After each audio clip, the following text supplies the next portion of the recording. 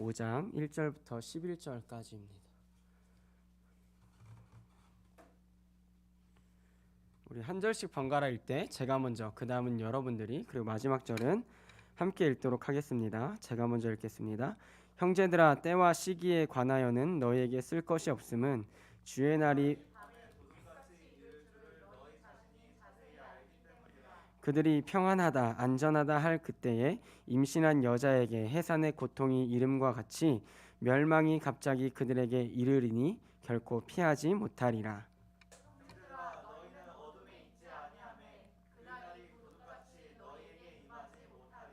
너희는 다 빛의 아들이요 낮의 아들이라. 우리가 밤이나 어둠에 속하지 아니하나니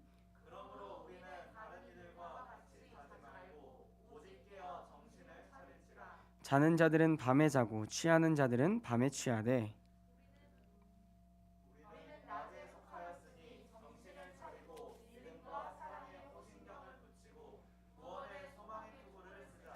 하나님이 우리를 세우심은 노하심에 이르게 하심이 아니요 오직 우리 주 예수 그리스도로 말미암아 구원을 받게 하심이라.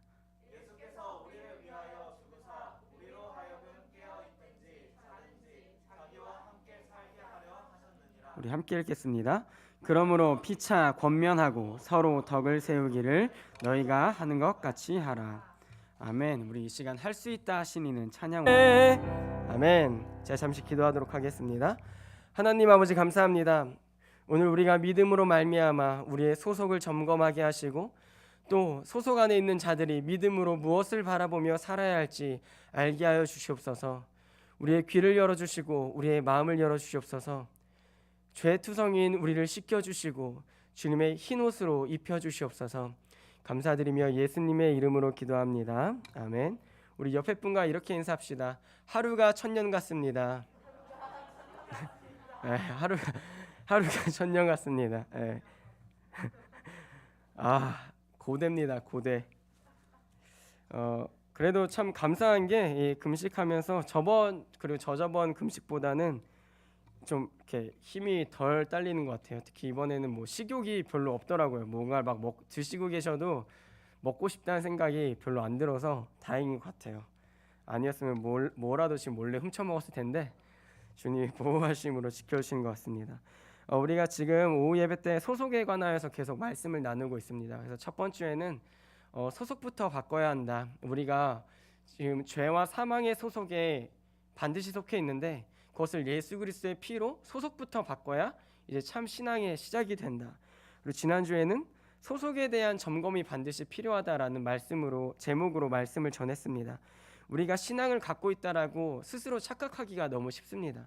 근데 그 가운데서 내가 소속이 옮겨졌다고 착각하는 게 아니라 내가 정말 하나님의 말씀에 순종하며 살아가고 있는가, 그리고 그것을 따라가려고 발버둥 치고 있는가. 그래서 이 소속에 담겨 있는 이 자신에 대한 점검이 반드시 필요하다고 말씀을 나눴습니다. 오늘 설교 제목은 이제 소속은 목적지가 분명하다는 것입니다. 제가 지금 계속 데살로니가전서 5장 1절과 11절을 가지고 말씀을 나누고 있는데 이 외에도 두 군데의 성경을 우리가 계속 읽을 거예요. 오늘 이제 요한복음 8장 23절 24절을 함께 읽도록 하겠습니다. 함께 읽겠습니다. 예수께서 이르시되 너희는 아래에서 났고 나는 위에서 났으며 너희는 이 세상에 속하였고 나는 이 세상에 속하지 아니하였느니라. 그러므로 내가 너희에게 말하기를 너희가 너희 죄 가운데서 죽으리라 하였노라. 너희가 만일 내가 그인 줄 믿지 아니하면 너희 죄 가운데서 죽으리라. 이어서 로마서 8장 1절에서 2절을 읽겠습니다.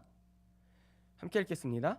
그러므로 이제 그리스도 예수 안에 있는 자에게는 결코 정죄함이 없나니 이는 그리스도 예수 안에 있는 생명의 성령의 법이 죄와 사망의 법에서 너를 해방하였음이라. 이 세 부분을 저희가 읽으면서 여러분들이 끊임없이 기억해야 할 것은 애초에 우리는 예수님과 소속이 아예 다르다는 것입니다. 그래서 예수님은 자기 자신을 믿지 않으면 너희들은 소속이 바뀌지 않은 채 죄 가운데서 사망의 길로 가게 될 것이라고 분명히 말씀하세요. 예수님이 분명히 성육신하시고 우리를 구원하시기 위하여 이 땅에 오셨습니다. 하지만 그분을 믿지 않는 자는 소속이 바뀌지 않은 채 자신의 소속대로 살다가 영원한 지옥에 빠지게 될 것입니다. 로마서 8장에서는 이제 그리스도 예수 안에 있는 자에게는 이라고 시작됩니다. 그러니까 이 소속으로 옮기는 방법은 단 하나인데 예수 그리스도를 믿음으로 말미암아 그 안에 거하는 것입니다.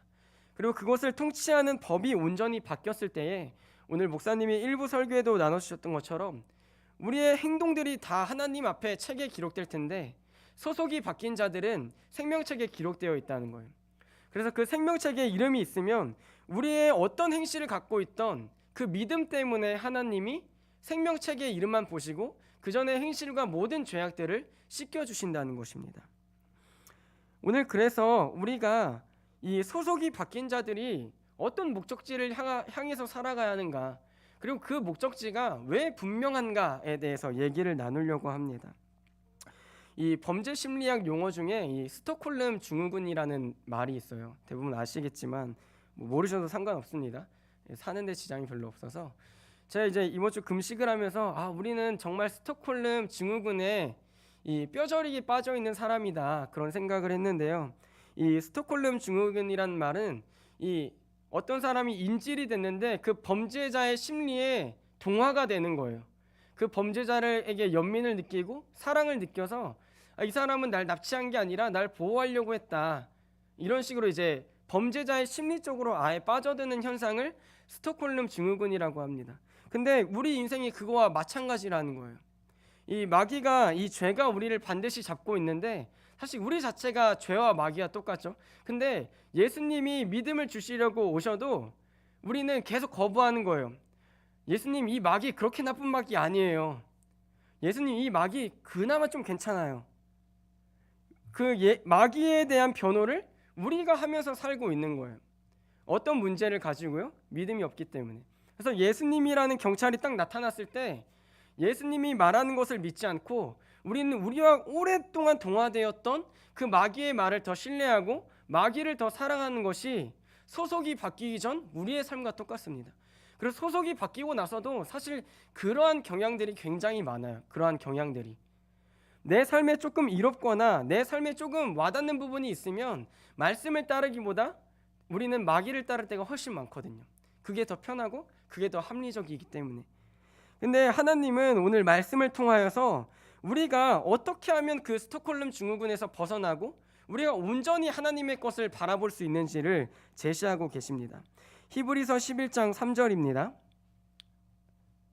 제가 읽을게요. 믿음으로 모든 세계가 하나님의 말씀으로 지어진 줄을 우리가 아나니 보이는 것은 나타난 것으로 말미암아 된 것이 아니니라. 아멘. 세상을 창조할 때 순서가 있다는 거예요. 원래 보이던 것이 먼저 있는 게 아니라 보이지 아니하신 그 하나님이 세상을 만드셨어요. 그리고 믿음의 시작은 모든 세계가 하나님의 말씀으로 이루어졌다라고 분명히 제시하고 있어요. 하나님의 말씀 그리고 그것을 우리가 믿는다고 했을 때 이 믿음의 시작부터가 소속을 분명히 가르는 거예요. 우리가 세상을 살아갈 때에 세상을 만드신 분이 하나님이다라는 것을 인정하지 않으면 신앙생활이 불가능합니다.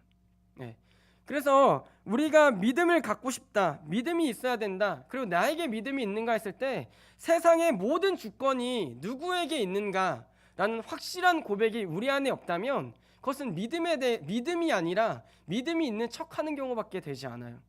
우리 삶도 그렇습니다. 우리 삶을 하나님이 만드셨다는 주권이 없다면 우리는 믿는 척하고 있을 뿐이에요. 그래서 오늘 여러분들이 고민해 보셔야 될 거는 내 삶과 이 세상의 주권이 누구에게만 있는가, 내 삶의 선택이나 내가 가는 길들에 대해서 그 주권이 누구에게 있는가 다시 확인해 볼 필요가 있다는 거예요. 그걸 하나님이 믿음의 자세라고 얘기하시는 거예요. 히브리서 11장 6절은 또한 이렇게 얘기합니다. 믿음이 없이는 하나님을 기쁘시게 하지 못하나니 하나님께 나아가는 자는 반드시 그가 계신 것과 또한 그가 자기를 찾는 자들에게 상 주시는 이심을 믿어야 할지니라. 아멘. 하나님이 기뻐하시는 것은 우리에게 믿음이 생기는 것입니다. 그리고 그 믿음을 붙잡고 자기 자신에게 나오는 거예요. 근데 믿음이 없는 사람이 어떻게 하나님께 나아갈 수 있겠습니까? 제가 이 청년들과 이제 저희 교회 말고 좀 더 어린 청년들과 가끔 이제 연락을 하거나 얘기를 하다 보면 꼭 하는 질문이 있어요. 작년보다 너가 올해 더 믿음의 성장이 있니? 그 친구의 뭐 커리어가 높아지는 건 별로 사역자니까 뭐 자기가 잘 나가는 것이 제가 잘 나가는 게 아니잖아요. 그래서 뭐 상관없는데 근데 꼭 하는 질문이 있어요. 이미 근데 딱 전화를 하면요 목소리부터 달라요. 목소리부터 달라요. 제 성격이 좀 그래서 그런지 또 혼내려고 전화했구나. 이거 직감적으로 알거든요. 딱 전화해서 네 전도사님 뭐 잘 지냈어? 저만 혼자 케어를 잘 지냈어? 그러면 네 잘 못 지낸 것 같은데 네 맞아요. 요즘 뭐 예배는 어떻게 드리니? 뭐 신앙은 어떠니? 바닥이에요. 왜 바닥이야? 아 그게 아니라 뭐 아니야. 그런 이제 얘기를 하거든요. 그러면서 분명할 거는 한 주 정도는 차이가 안 나요. 사실 한 주 정도는 급격한 하나님의 은혜가 있지 않으나. 근데 작년에 나의 신앙과 올해의 신앙은 분명히 달라야 돼요. 여기서 달라야 된다는 게 어떤 막 은사를 받고 막 어떤 황홀경에 빠지는 그런 게 아니라 하나님에 대한 그 다가가는 자세가 성장이 있어야 한다는 거예요. 여러분 인생에. 그리고 작년에 나보다 올해의 내가 하나님의 주권을 더욱 넓은 범위로 인정해 나가야 돼요. 더욱 넓은 범위로. 근데 하나님은 그것을 기쁘시게 여기시고 또 나아가는 자는 반드시 그가 계신 것과 또한 그가 자기를 찾는 자들에게 상 주시는 이심을 믿어야 할지니라 라고 히브리서의 저자는 기록하고 있거든요. 그러니까 첫 번째 전제 조건이 이거예요. 그가 계신 것, 하나님의 존재, 그 하나님이 온 세상을 만드신 주인이심, 그것이 믿음의 시작이에요. 그러면서 우리는 무엇을 포기하게 됩니까? 우리 인생을 포기하게 돼요. 우리의 삶을 내려놓게 돼요. 그리고 그 내려놓은 것들을 다시 하나님께 올려드리기 시작합니다. 그게 믿음이에요. 그게. 그래서 그 후에는 우리가 알고 있듯이 이 히브리서 11장은 막 믿음의 장이라고 얘기를 하거든요. 8절에 아브라함을 대표로 좀 갖고 왔어요. 모셔왔어요. 네. 믿음으로 아브라함은 부르심을 받았을 때에 순종하여 장래의 유업으로 받을 땅에 나아갈새 갈 바를 알지 못하고 나아갔으며, 이 아브라함 하면 믿음의 조상으로 굉장히 유명합니다. 근데 그가 부르심 받았을 때 하나님이 약속하시거든요. 너의 자손과 이 땅을 주겠다.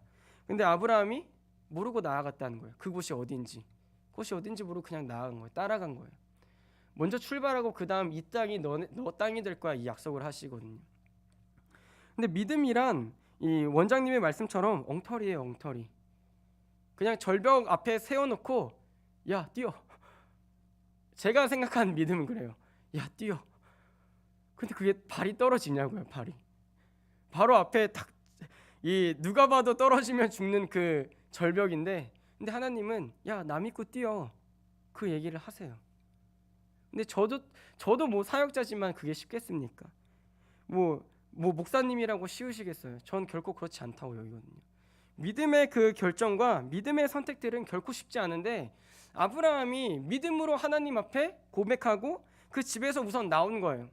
우선 나오고 그 삶의 순간들 통해서 계속 자신의 삶에서 하나님의 주권을 인정해 나가는 게 창세기의 이야기예요. 그래서 끝에 뭐예요? 나중에는 장자까지 자신이 정말 사랑하는 그 아들까지 그 제물로 드리려고 하잖아요. 그런 걸 보면서 이게 믿음이라는 게 그냥 내가 어떤 갖고 내가 받아야 하고 그런 게 아니라 하나님이 주신 믿음이 확실하다면 그 믿음은 우리에게 분명한 화살표가 돼요. 어디로 가야 할지 하나님께로 가야 하는 방향을 분명히 가리키는 화살이 됩니다. 만약 여러분들이 신앙생활을 한다고 얘기하시는데 너무나 혼란스럽고 번잡하세요? 어디로 가야 할지 모르겠어요? 제가 지금 말씀드린 건 어떤 진로나 그런 부분이 아닌 거 이해하시죠? 네. 여러분이 신앙생활을 할 때 혼잡하고 번잡할 때 딱 답은 하나예요. 그냥 하나님께로 가는 거예요. 하나님께로. 근데 그 외에 내가 가진 답이 너무나 많으면 번잡하거든요. 이게 고민되네, 이게 걱정되네, 이게 근심되네, 이게 염려되네.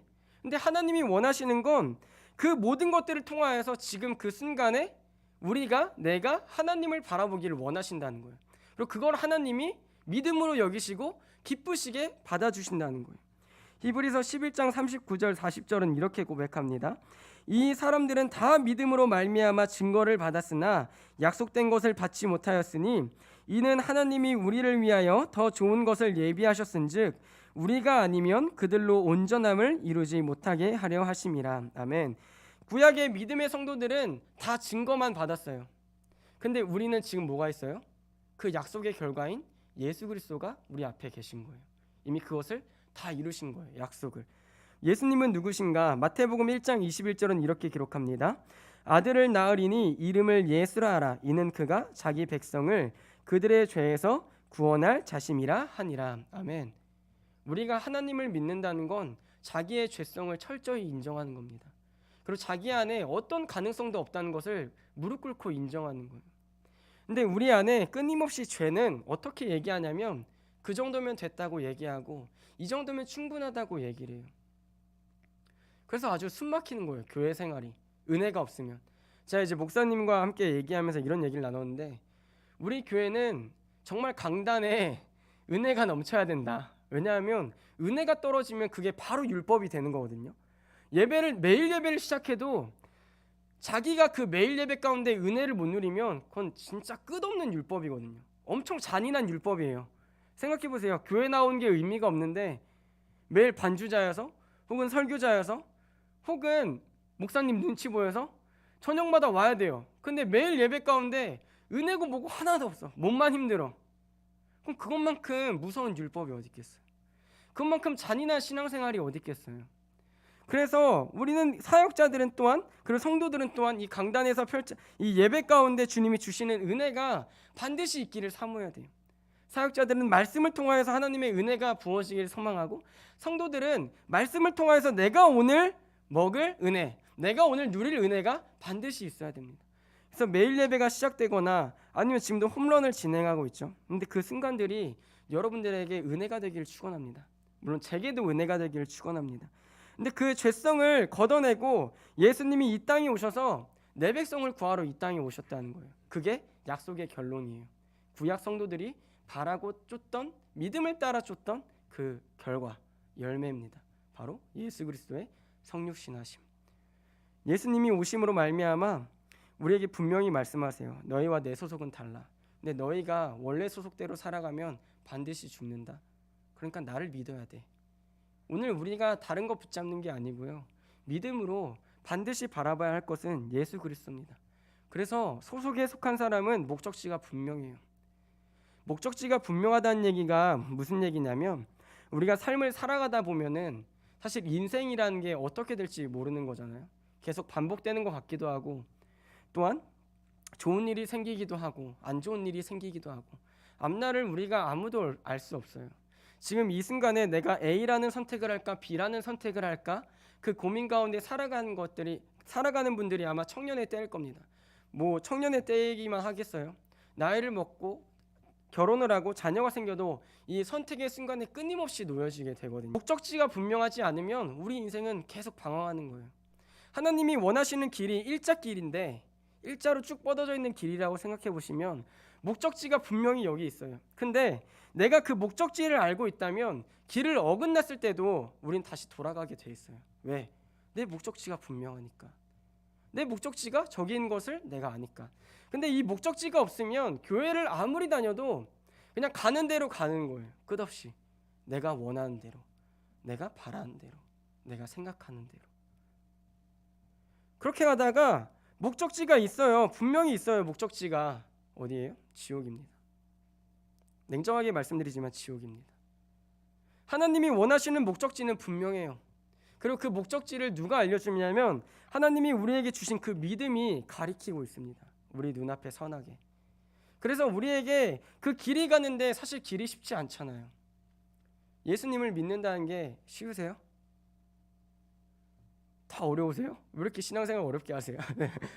뭐 쉬운 분이 한 분이라도 계셔야 이 교회는 뭐 다 골고다 언덕에 지어졌습니까? 이게 네, 쉽지 않아요. 근데 그 길이 가장 빠른 길이고 그 길에 목적지가 분명하니까 우리가 가끔은 탈선할 때도 있고 우리가 가끔 벗어날 때도 있어요. 근데 우리 안에 있는 믿음은 우리가 그것을 벗어났을 때 끊임없이 우리를 충동하는 거예요. 죄와 싸우는 거예요. 야, 네 눈앞에 목적지가 있는데 왜 탈선하려고 그래? 야, 왜 탈선해서 다시 돌아가? 다시 그 길로 돌아가. 그쪽으로 가는 길은 우리가 바라는 목적지가 아니야. 하나님이 너에게 주신 목적지가 아니야. 그걸 얘기했을 때 성령이 우리에게 조명할 때 다시 그 길로 돌아갈 수 있는 거예요. 근데 목적지가 분명하지 않으면 그 길에 관심이 없습니다. 그리고 내 인생이 어떻게 되든 온전히 자기 책임 가운데 있는 거예요. A라는 선택을 했을 때, B라는 선택을 했을 때 다시 돌아갈 길이 없는 거예요. 그래서 모든 순간순간이 자신 인생의 목적지가 돼요. 이 설날에 저한테 조카가 이제 3명 있거든요. 아내 쪽의 조카가. 근데 막내가 이제 5살이에요. 근데 5살 애가 이제 제가 이제 조카 2명이랑 저랑 장인어른이랑 편을 먹고 윷놀이를 하면서 이제 한 판에 1,000원씩 해가지고 이렇게 애들 돈을 줬어요. 그러니까 이제 막내는 윷놀이 할 줄도 모르고 뭐 게임 할 줄도 모르잖아요. 근데 뭐 어디서 뭐 카드를 갖고 오더니 이거 이기면 100원이라는 거예요. 이기는 사람한테 100원 갖는 거예요. 그래서 막 자기 둘째 형이랑 갑자기 막 시작했는데 뭐 둘째 형을 어떻게 이기겠어요. 그러니까 막 100원 뺏기니까 막 죽어라 막 우는 거예요. 그러다가 야 지수야 너 왜 이렇게 이걸 갖고 싶어 해? 그러니까 자기 부자 될 거래요. 야 너 부자가 뭔 줄 알아? 그러니까 모르는데 그것도 몰라요. 근데 부자 될 거라는 거예요. 근데 그 모습을 보면서 제가 아내한테 야 이게 가정에서 어떤 얘기를 하는가가 되게 중요한 것 같다. 가정에서 어떤 얘기를 하는 거 되게 중요한 것 같다. 저희 형님네를 뭐 비난하는 게 아니고요. 우리가 물론 요즘 아이들 정말 빠르거든요. 초등학생 2, 3학년 애들이 뭐 집 얼마예요? 집 있어요? 이런 얘기를 해요. 아내 학원에 이제 같이 있다 보면 막 선생님 집은 얼마예요? 아파트예요? 빌라예요? 이런 얘기를 2학년, 3학년 애들이 한다고요. 근데 그 가운데 그 아이가 나 부자 될 거야라고 하는데 목적이 없는 거예요. 부자가 돼서 뭐 할 건데? 뭐 부자도 사실 뭔지 몰라요. 근데 부자 될 거래요. 부자 될 거래요. 나중에 꼭 부자가 돼서 저를 좀 밀어줬으면 부자가 될 거래요. 근데 우리 인생이 그거와 똑같다는 거예요. 그 어린아이처럼 그냥 목적이 별게 없어요. 돈 많이 버는 거, 성공하는 거, 그리고 좋은 학벌을 갖고 좋은 사람과 결혼을 하고 좋은 사람과 결혼을 해서 예쁜 자녀를 낳고, 그게 우리 순간순간에 인생의 순간순간에 계속 목적지가 되는 거예요. 계속 목적지가. 근데 그 끝에 가서 내가 목적지를 다 이뤘는데, 목적지를 다 도달했는데 그 다음에 선택이 계속 남아있는 거예요. 그 다음에 선택이. 그럼 마지막 때는 어떤 목적지가 남겠어요? 없어요. 죽고 나면 끝인데 그 다음에 목적지가 없는 거예요. 평생을 정거장만 떠돌아 다니다가 목적지라고 생각했던 그 정류장을 도달했을 때는 또 다른 목적지가 눈앞에 있는 거예요. 그 목적지를 쫓아가다 보니까 인생이 다 흐르고 그 끝이 무엇입니까? 죽음이에요. 사랑하는 사람들과의 영원한 이별이에요. 근데 오늘 하나님을 우리가 믿는다는 건 뭐냐면, 내 삶의 주권이 하나님께 있음을 고백할 때에 우리는 이 세상의 모든 것들을 정류장으로서 누릴 수 있습니다. 그것이 목적지가 아니라 모든 길마다 정류장인 거예요. 결혼을 하고 자녀를 낳고 돈을 벌고 열심히 일하고 나의 능력을 키우는 것, 그것들이 다 정류장이에요. 그러면서 끝에 남는 게 뭐냐면, 이거는 그냥 정류장이야. 그것이 목적지가 되면 우리는 미친 듯이 달려가거든요. 그리고 그것을 꼭 도달하고 붙잡아야 해요. 근데 신앙인들에게 목적지는 뭐냐면, 신앙인들에게 다른 세상의 모든 것들은 무엇이 되냐면 그냥 정류장일 뿐이에요. 남들에겐 그것이 다 목적지인데, 다 다른 것들이 목적지인데 신앙인들에겐 그게 다 정류장인 거예요. 그래서 돈을 아무리 벌어도, 좋은 사람과 결혼을 하고 자녀를 낳아도 그게 정류장이니까 흥미가 없는 거예요. 이건 그냥 하나님이 잠시 나를 쉬게 하시고 주신 정류장일 뿐이다. 내 목적지는 온전히 하나님 나라에 있다. 우리 안에 있는 믿음이 그 역할을 계속 하게 해요. 그리고 우리 안에 있는 하나님이 주신 목적지가 아니라 세상의 다른 것들을 목적지로 삼았던 그 꿈들을 하나님이 포기하시게 해요. 조금씩. 야, 여기는 정류장이야. 다시 일어나. 여기는 정류장이야. 여러분의 삶에서 수많은 정류장이 있을 겁니다. 제 삶에도 수많은 정류장이 있어요. 저는 나이대 치고 빨리 결혼을 했거든요. 근데 많은 사람들이 사실 부러워해요. 왜냐하면 신학생이 결혼하기가 쉽지 않거든요. 진짜 쉽지 않아요. 쉽지 않은데 전 일찍 결혼하고 이제 애도 생겼어요. 근데 정말 미안한 말이지만, 아내한테는 미안한 말이지만 흥미가 없습니다. 정말. 그래서 아내가 막 금식하고 있는데 전화 와서 이제 태교 좀 하라고 배에 핸드폰 대고 있다 이렇게 얘기하길래 뭐 어떡하라는 거지 이러고 그냥 은비야 사랑해 하고 너 생각보다 고집 있어 보이던데 절대 아빠는 못 이겨. 아빠는 안 져줘. 근데 아내가 그게 태균이에요. 그래서 뭐 이것도 나름 조기 교육이지. 나왔는데 아빠가 막 사랑해줄 거 막 기대했다가 우리 아빠는 날 강하게 키우는구나. 뭐 물론 낳고 나면 또 다르겠죠. 분명히 다를 거예요. 근데 금식하는 기간 동안 막 그런 전화를 이제 받으면서 내가 또 이 설교를 준비하면서 내가 바라는 목적지는 뭘까? 그리고 그 목적지에는 뭐가 있을까? 성경은 그 목적지를 무엇이라고 얘기하고 있는가? 그걸 살펴보면서 결혼하는 것도 자녀가 생기는 것도 이건 내게 하나님이 주신 잠깐의 기쁨의 정류장이다. 슬픔의 정류장도 있겠지만 이건 잠깐 내게 주시는 기쁨의 정류장이다. 내 목적지는 이 아이를 낳고 잘 키우는 목적이 아니라 이 아이를 낳고도 내가 하나님께 온전히 믿음으로 달려가는 것이 하나님이 기뻐하실 일이구나.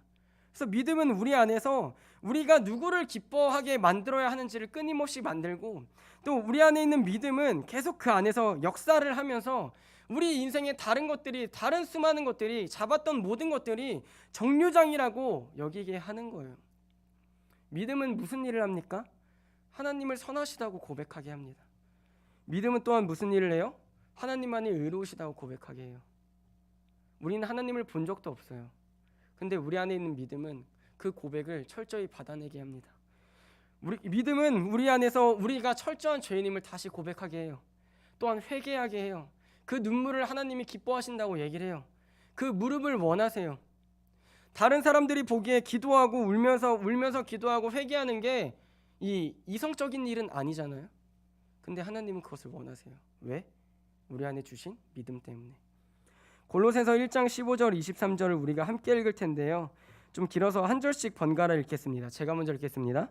그는 보이지 아니하는 하나님의 형상이시요 모든 피조물보다 먼저 나신 이시니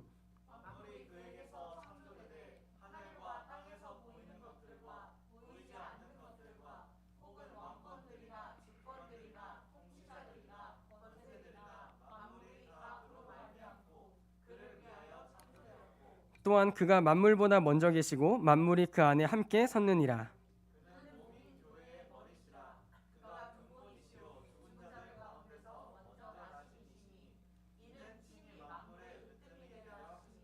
아버지께서는 모든 충만으로 예수 안에 거하게 하시고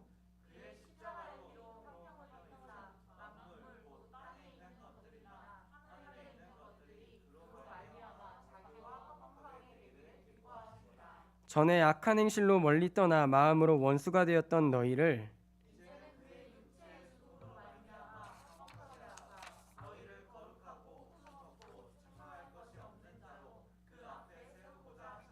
우리 함께 읽겠습니다. 만일 너희가 믿음에 거하고 터 위에 굳게 서서 너희 들은 바 복음의 소망에서 흔들리지 아니하면 그리하리라. 이 복음은 천하 만민에게 전파된 바요 나 바울은 이 복음의 일꾼이 되었노라. 아멘.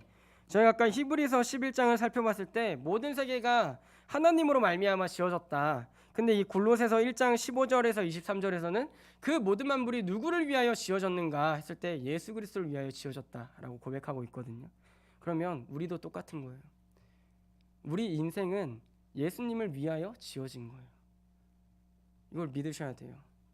그래야 정류장을 목적지로 혼동하지 않습니다. 우리 인생이 우리의 모든 삶이 예수 그리스도를 위하여 지어졌다. 이것을 믿게 되면 삶은 힘들어집니다. 정말 힘들 거예요. 근데 그것이 하나님이 우리를 만드신 뜻이에요. 우리가 예수님을 믿고 하나님을 믿는다는 건 우리 삶의 주권을 온전히 하나님께 믿음으로 다시 돌려드리는 겁니다. 또한 마지막에 너희가 이 복음의 소망에 굳게 서라 그 얘기를 하는데요. 골로새서 2장 6절 7절에서 또 이어서 이렇게 얘기합니다. 그러므로 너희가 그리스도 예수를 주로 받았으니 그 안에서 행하되 그 안에 뿌리를 박으며 세움을 받아 교훈을 받은 대로 믿음에 굳게 서서 감사함을 넘치게 하라. 이 골로새 교회에 편지하면서 바울은 몇 번이나 당부해요. 믿음의 뿌리를 박아라. 우리의 연약한 믿음으로는 세상을 살아갈 수가 없어요. 물론 우리에게 있는 작은 믿음도 우리를 구원하는 믿음입니다. 우리에게 주신 믿음은 우리를 반드시 구원하는 믿음이에요. 근데 이 교회들에게 바울이 편지하면서 원하는 것은 그 복음의 소망에서 너희가 흔들리지 않았으면 좋겠다. 그러므로 말미암아 말씀에 너희의 믿음의 뿌리를 온전히 계속 뿌리를 내리라는 거예요. 어떤 바람이 불고 어떤 장마가 와도 도저히 흔들리지 않는 뿌리가 너무나 깊게 내려서 그 어느 것도 흔들릴 수 없는 믿음의 사람이 되라고 지금 얘기하고 있는 거예요. 제가 처음에 예화로 들었던 그 믿음의 얘기처럼 여러분의 믿음은 오늘보다 내일 더 성장해야 할 것입니다. 여러분의 삶에서 오늘보다 내일 주님께 더 드리는 것들이 있어야 할 것입니다. 오늘의 삶보다 다음 주에 더 하나님을 사랑하는 마음이 넘쳐야 할 것입니다. 하나님은 그것을 원하십니다. 하나님은 믿음의 뿌리가 내리기를 원하십니다. 믿음의 뿌리를 내려서 그 무엇이 흔들어도 자신의 목적지를 잃지 않기를 하나님은 원하십니다. 근데 믿음이 연약하면 우리는 수없이 정해진 길 외에 바람이 불면 부는 대로 왼쪽으로 오른쪽으로 휘었다가 다시 돌아오고 왼쪽으로 휘었다가 다시 맞고 돌아오고 그것이 우리 인생의 반복이 될 거예요. 그럼 믿음이 가리키는 것은 무엇인가? 믿음의 뿌리를 우리에게 내리라고 얘기하신다면 그럼 믿음이 향하는 곳은 어디인가? 우리 골로새서 3장 1절 4절을 제가 읽도록 하겠습니다. 그러므로 너희가 그리스도와 함께 다시 살리심을 받았으면 위의 것을 찾으라. 거기는 그리스도께서 하나님 우편에 앉아 계시느니라. 위의 것을 생각하고 땅의 것을 생각하지 말라. 이는 너희가 죽었고 너희 생명이 그리스도와 함께 하나님 안에 감추어졌음이라. 우리 생명이신 그리스도께서 나타나실 그때에 너희도 그와 함께 영광 중에 나타나리라. 이어서 고린도후서 7장 10절 읽겠습니다. 하나님의 뜻대로 하는 근심은 후회할 것이 없는 구원에 이르게 하는 회개를 이루는 것이요 세상 근심은 사망을 이루는 것이니라. 하나님의 나라는 분명하거든요. 좌나 우나 분명합니다. 어지간한 건 없습니다. 애중간한 건 없어요. 근데 지금 믿음이 가리키는 건 무엇이냐면 너희가 계속 예수 그리스도께 향하여 나아가는 발걸음이 있어야 된다는 거예요. 이 말이 사실 이 말을 전하면서도 제 안에 잘 되지 않거든요. 제 안에 잘 되지 않아요. 더 깨져야 할 부분이에요. 근데 그럼에도 불구하고 이 소속에 관하여서 말씀을 다루다가 이 목적지가 분명하다라는 말씀을 가지고 얘기할 때 우리가 가진 그 믿음은 분명히 보좌 우편에 앉아 계신 그 예수 그리스도를 향합니다. 그래서 우리의 한 걸음 한 걸음이 누구를 향해서 걸어가고 있냐면 딱 하나예요. 예수 그리스도를. 예수 그리스도께서 이미 걸어가신 그 길, 고난의 길을 우린 따라가는 거예요. 왜? 내 앞에 예수님이 계시니까. 그 예수님의 등을 계속 따라가는 거예요. 따라가다 그 결론이 뭐냐면 이 골로새서와 고린도후서 얘기한 대로 하나예요. 그와 함께 영광 중에 그러하리라. 참는 자에게 그 영광을 주실 거예요. 또한 고린도후서에 말한 것처럼 구원에 이르게 하는 회개를 이루실 거예요. 우리가 세상을 살아가면서 근심을 할 때가 많습니다. 저도 지금 남은 6일 어떻게 할까 근심이 많거든요. 10일 한다는 거 굉장히 후회하고 있습니다. 근데 뭐 해야죠. 뭐 해야 합니다. 근데 그 가운데서 우리 안에 하나님이 주시는 근심과 세상 근심을 구분해서 잘라내세요. 정말 잘라내세요. 저희 어머니가 항상 어렸을 때 사람은 오기가 있어야 된다. 오기가 있어야 된다. 남한테 한 소리를 들었을 때 그 한 소리 다신 듣지 않도록 세뇌 역할은 해야 된다. 막 이런 얘기를 하셨거든요. 근데 당시에 뭐에 관한 얘기겠어요? 학생이니까 공부에 관해서 오기를 가지라는 거예요. 공부에 관해서. 야, 너가 이번에 이렇게 성적이 나왔으면 다음에는 내가 더 잘 봐야지 하는 그 오기를 가져라. 근데 안타깝게도 전 공부에 흥미가 하나도 없던 사람이었어요. 그렇게 보여요? 네. 희원 집사님은 금식을 네, 농담이고요. 근데 정말 감사하게도 이 오기가 정말 감사하게도 제 자랑이 아니고요. 이 오기가 하나님의 것에 대한 오기는 제가 정말 강하거든요. 자부할 정도로. 그래서 남들 밑에 있는 꼴을 제가 못 봐요. 그래서 막 중학생 때도 막 누가 더 막 기도하는 것 같으면 일어서려고 다시 무릎 꿇고 막 기도하는 거예요. 그때는 이렇게 기도했겠죠. 네. 막 기도하는 거예요. 또 남이 은사를 받았다, 꿈을 꿨다 그러면은 주님 저는 꿈을 2번 꾸게 하여 주옵소서. 주님 저한테 환상을 3개 보여주옵소서. 막 이렇게 기도를 했어요. 네. 근데 지금도 그래요. 제가 금식을 왜 하냐면 금식을 하는데 이거를 첫날에 도망가고 싶은 거예요. 진짜. 그리고 수요일 저녁에 여기서 이제 그 샌드위치를 먹었잖아요. 근데 제가 안 들어가서 반을 남겼거든요. 근데 그게 그렇게 생각나는 거예요. 그래서 근데 생각해 보니까 조금만 내려가면 저희 세븐일레븐 편의점이 있거든요.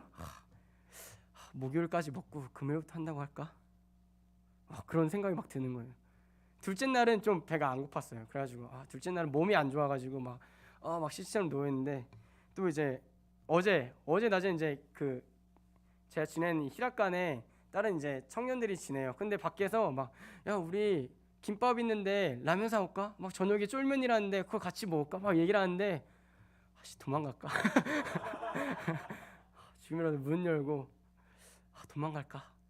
근데 그 생각을 하는데도 제 안에 있는 그 저의 그 오기가 가득한 성격을 하나님이 거의 막 놀리시는 거예요. 야 너 그것밖에 안 되냐? 진짜 야 노대현 너 그것밖에 안 돼? 너 6일 했었잖아. 그래 작년에 6일 3일 했으니까 올해 10일 해야지.